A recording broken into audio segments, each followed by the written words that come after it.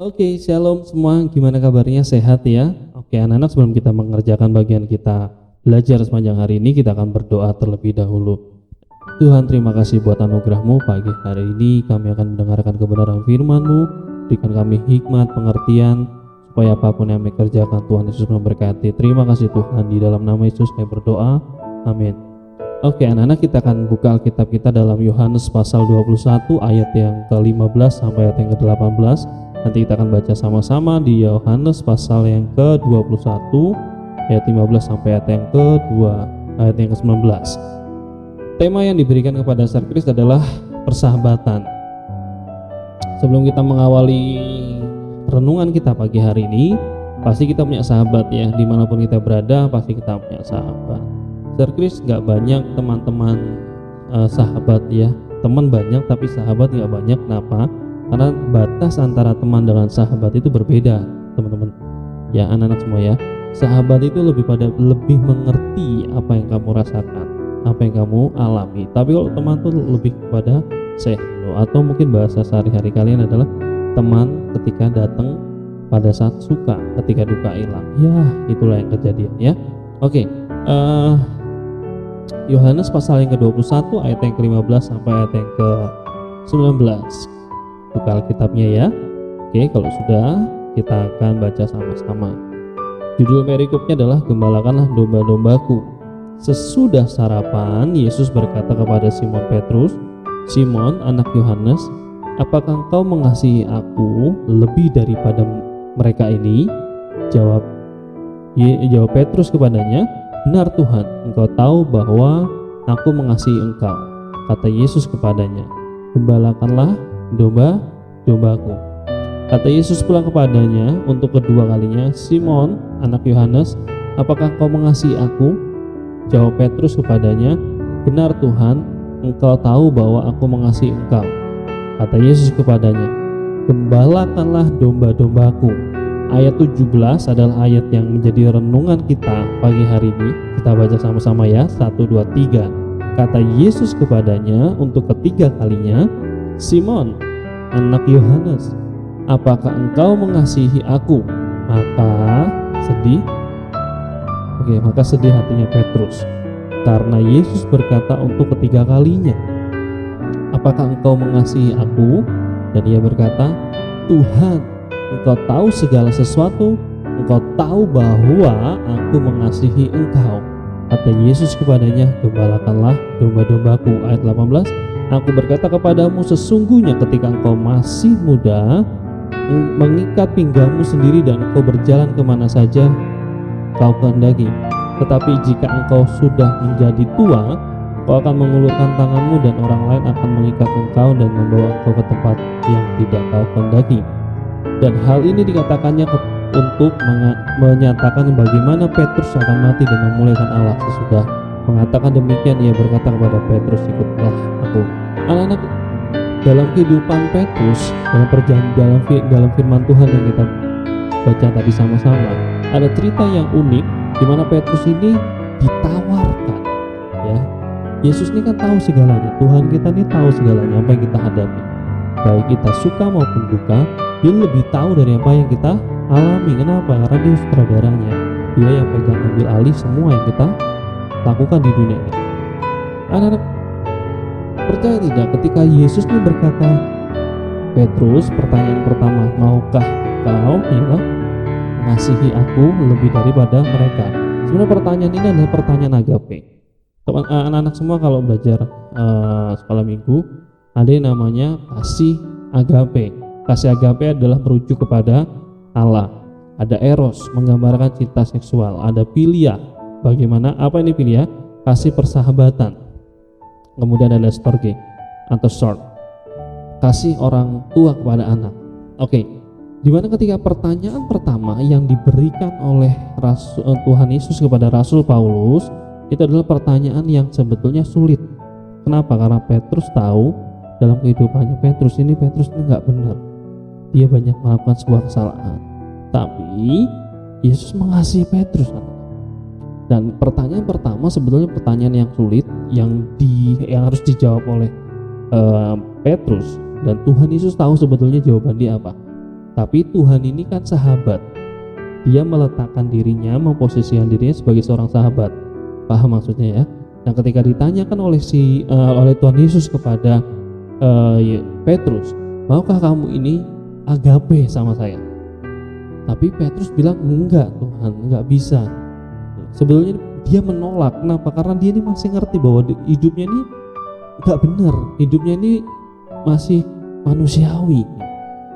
Tapi ketika pertanyaan kedua lagi-lagi ditanya oleh Tuhan Yesus kepada Petrus, pertanyaan yang sama yang unsurnya adalah agape.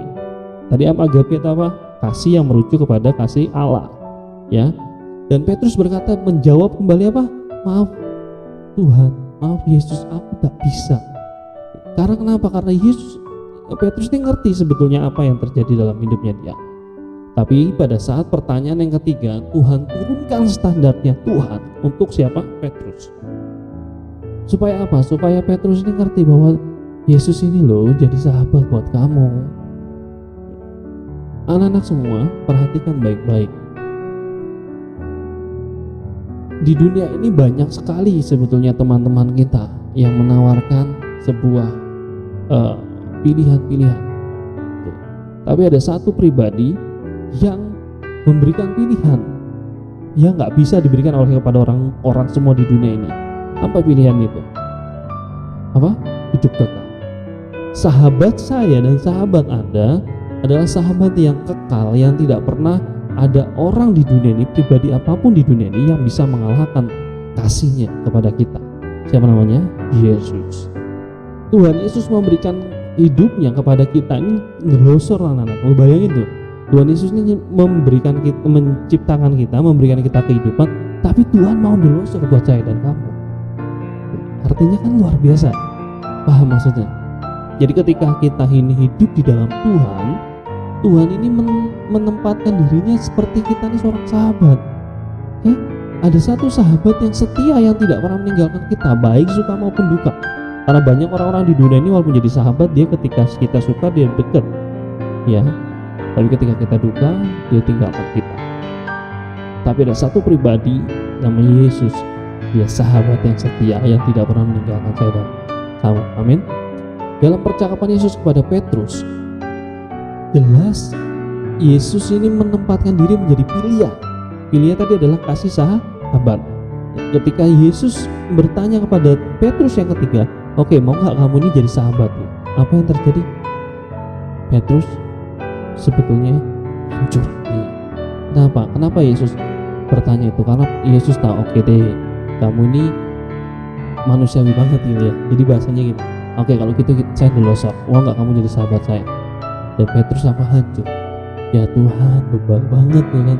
Jadi tawari 3 kali, aku juga sebenarnya nggak bisa. Tapi aku bisa sebetulnya, tapi aku ini manusiawi sekali. Tapi akhirnya Yesus yang memberikan pilihan kepada Petrus. Kenapa sih Yesus menggunakan kata pilihan? Apa artinya? Ada yang mengatakan bahwa karena Simon Petrus tidak bisa mencapai kasih Allah, atau artinya Simon Petrus ini nggak bisa sampai ke agape, maka ia selalu menjawab, pilih ya Tuhan. Pertanyaan pertama, mau gak kamu agape kepadaku? Petrus, Simon Petrus. Maka jawaban Petrus apa? Pilihan. Dia sadar diri. Yang kedua, ketika ditanya lagi, mau gak kamu nih Petrus, kamu agape sama saya? Tapi jawaban kedua pun juga diberikan apa? Pilihan.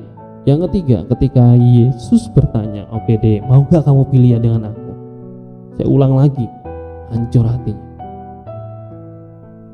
Anak-anak semua, teman-teman semua, Petrus sendiri pernah berkata, aku akan memberikan nyawaku bagimu, dalam Yohanes pasal 13 ayat 37.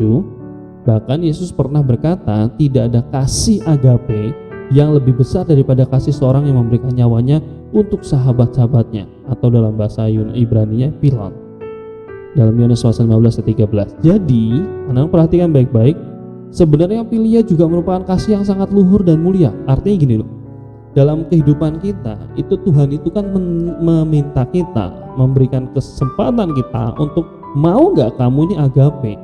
Oke anak-anak, perhatikan baik-baik. Kenapa Yesus ini menawarkan kita agape? Karena di dunia ini, hari-hari ini bukan menjadi dunia yang baik, tapi menjadi dunia yang jahat. ketika kamu memilih untuk agape kepada Tuhan, artinya kamu menanggalkan semua dosa-dosamu. Tapi Tuhan tahu, oke, kamu butuh proses, kamu butuh waktu untuk sampai kepada agape itu. Oleh sebab itu Tuhan turunkan sebetulnya standarnya Tuhan. Ya sudah, aku tak jadi sahabatmu saja. Oke, setelah kamu jadi sahabat, kita menuju kepada agape. Tapi perhatikan baik-baik, philia bukan juga menjadi sesuatu yang buruk. Oke, kenapa? Karena philia ini kasih yang baik juga, kasih yang luhur, kasih sahabat. Artinya dia mau memberikan hidupnya kepada Yesus. Oke, Alkitab berkata seorang sahabat menaruh kasih di setiap waktu. Ya, kalau teman-teman punya teman sahabat, oke, ketika kamu men-sharekan sesuatu, kamu cerita ke dia atau curhat ya, dan dia menceritakan kepentinganmu tadi, curhatmu tadi, itu bukan sahabat. Kenapa? Karena seorang sahabat menaruh kasih di setiap waktu, philia. Oke, dan kita dengan Tuhan itu adalah sahabat, mencapai kepada agape. Anak-anak, kita bisa belajar bahwa kasih persahabatan itu memiliki makna yang dalam. Oke, kasih persahabatan bukan sekedar relasi biasa yang bisa hancur begitu saja, melainkan menuntut sebuah pengorbanan untuk melakukannya. Ada yang namanya sacrifice, pengorbanan, dan itulah pilihan kasih persahabatan. Sudahkah kita melakukannya? Teman-teman semua, jaga hubunganmu dari hidupmu dengan Tuhan. Walaupun kamu ini belum sampai agape, tapi Tuhan ini berikan kesempatan untuk kita kepada ini. Gak cuma dengan Tuhan, anak-anak, tapi dengan teman-teman sekitarmu, dengan sahabat karibmu. Berikan waktu yang tepat. Dan ketika dia cerita, jangan ceritakan kepada orang lain. Kenapa? Karena sebetulnya kamu belum sampai pilihan. Oke?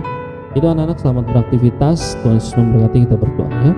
Terima kasih Tuhan buat anugerah-Mu malam pagi hari ini sampai nanti siang sampai malam. Dalam aktivitas kami, Tuhan memberkati kami, berikan kami kesehatan, kekuatan untuk beraktivitas. Di dalam nama Yesus kami mengucap syukur dan berdoa. Amin. Selamat beraktivitas. Tuhan Yesus